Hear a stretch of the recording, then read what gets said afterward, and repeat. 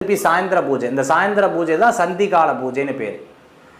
சரி, இப்போ இந்த சந்திகால பூஜைக்கு எந்த தெய்வத்துக்கு அது ரொம்ப சிறப்பாக இருக்குது அப்படிங்க பார்க்க போகிறோம். அப்போ நித்திய பிரதோஷ வழிபாடு சிவபெருமானுக்கு சிறப்பாக இருந்துருக்கு. அடுத்தது பார்த்துட்டேல் அப்படின்னு சொன்னால், இந்த சந்திகால சந்திரனுக்கு அதிபதி திருப்பதி பெருமாள், பெருமாளுக்கு பூஜை பண்ணுறதும் நன்னா இருக்குது. ரெண்டாவதும் சொல்லிட்டேன். மூணாவது, பெருமாளுக்கு பூஜை பண்ணுற நேரம் அங்கே யார் இருப்பா அப்படின்னு கேட்டிங்கன்னா மகாலட்சுமி இருப்பா.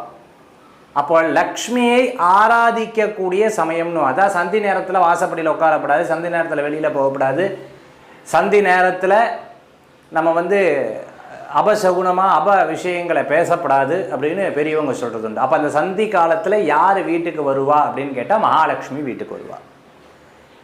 அப்போது அந்த வரலட்சுமியாக இருக்கக்கூடிய அந்த தேவியை நாம் சந்தி காலத்தில் நம்ம அழைக்கிறோம். நான் ஒருவேளை நம்ம சந்தி காலத்தில் அழைக்கிறோம், அழைச்சதுக்கப்புறம் வீட்டில்